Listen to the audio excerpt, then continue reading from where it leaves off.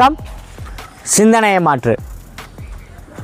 நம்ம ஒரு முயற்சி செஞ்சு அந்த முயற்சியில் வெற்றி கிடைக்கலனா நம்ம சோர்ந்து உட்காந்துறோம், இல்லைன்னா அந்த முயற்சியை திரும்ப செய்கிறதில்ல. அதற்கு ஒரு அழகான எடுத்துக்காட்டு சிலந்தி. ஏன் இந்த இடத்துல நம்ம சிலந்தியை சொல்கிறோம் தெரியுமா?